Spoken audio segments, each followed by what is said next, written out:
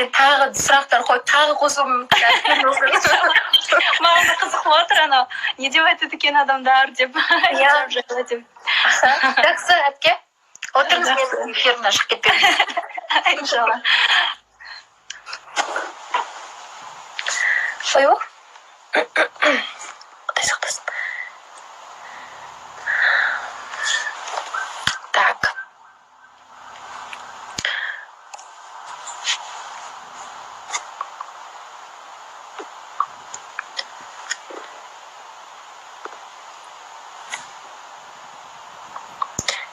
Гитара харам емес пе? Жігіттің гитара тартады, оған не дейсің дейді. Бұл туралы мен не де Ақсұңқар да бұл сұраққа біз жауап бере алмаймыз. Өйткені ол гитара харам деп айтылып жатады енді. Менің ойымша адамның ойы байланысты. Например, Ақсұңқар енді мен айтқан дұрыс емес шығар, гитара тартқанмен де 5 уақыт намаз оқиды. Сондықтан да мен гитара харам деп ойламаймын. Гитара ол бір андай сезімге баурайтын, бір керемет жүректі ойландыратын, нәпсіге бой алдыратын аспап деп айтып жатады. На самом деле ақс ондай нәрсе ойнап жатқан жоқ. Менің ойымша ол қазіргі қазақ эстрадасында жүрген тәтелеріміз, ағаларымыздың әндеріне қосымша демеу ретінде, өзінің қалау ретінде сөйтіп ойнап жатыр. Ол сезімге ешқандай бой алдырып жатқан жоқ, нәпсіге ертіп жатқан жоқ адамдар. Менің ойымша ол өзінің сүйіп таңдаған аспабы, және де ол аспапты таста десе де тастай алмайды ол адам. Өйткені оған ол ұнайды. Ең басты оның жүрегі таза. Сондықтан да мен өйтіп ойламаймын. Оны бәрін бір сот болады ғой, бәріміз өлгеннен кейін енді Құдай сақтасын. Сол кезде әркім өзі үшін жауап береді. Сондықтан да мен бұл туралы ештеңе айта алмаймын.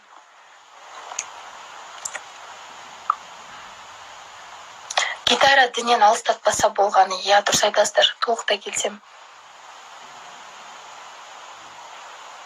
Неге ашық-шашық киінесіз? Мен ашық-шашық киініп отқан жоқпын негізі. Мен қазір халатпен жүрмін, үйдегі мынау бір алдымнан түсіп кетті. Мен байлап алайын, а то енді әдейі емес, енді ренжімеңіздер. Өзім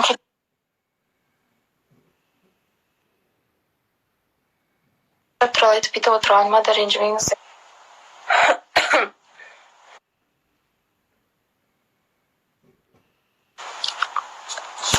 Все?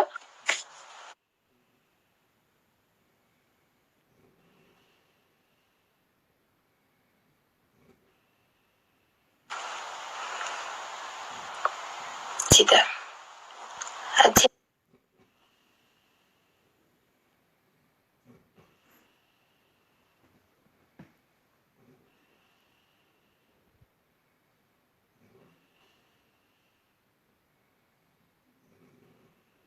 Дейді.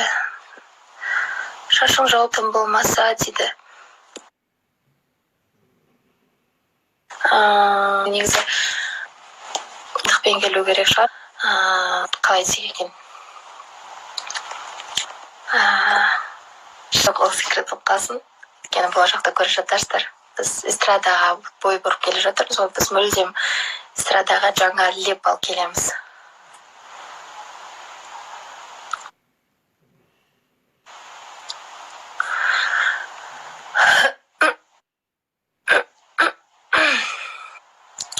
Оны өшіре саламыз, ничего страшного. Просто жаман жазғандардың бәрін скіртеп тастаймыз, и все. Адам өзінің санасы бойынша айтып жатыр. Енді мен барынша ашық айтуға тырысып жатырмын сіздерге. Насчет барлығын. Нұрдәулет мен досым, жақсы араласам. Қазір енді кішкене ол неде болды ғой? Қазір көп сөйлеспесек те енді аманымыз түзу.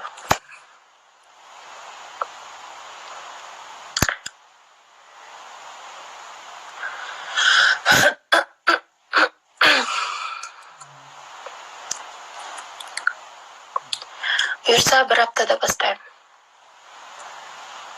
Алла қаласа.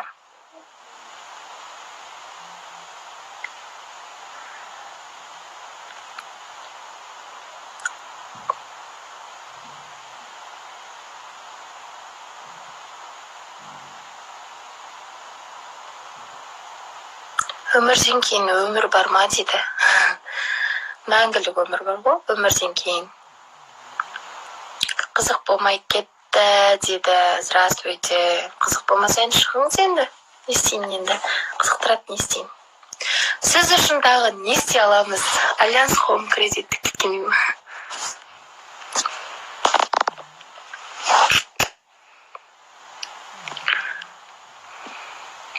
Тағы қандай сұрақтарыңыз бар?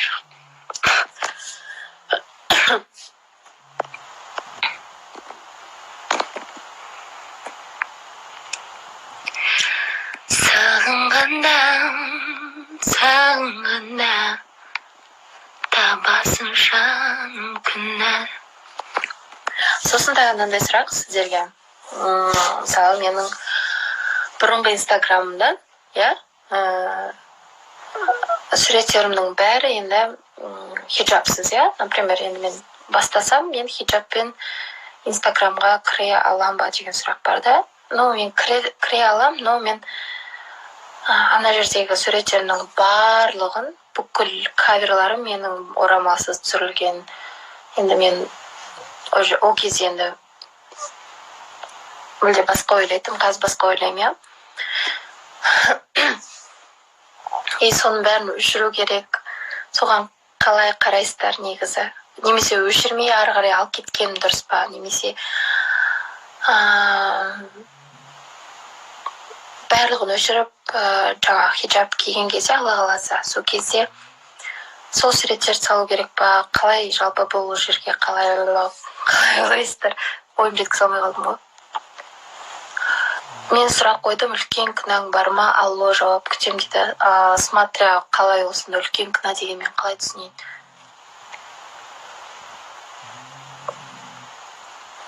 Өшірген дұрыс дейді.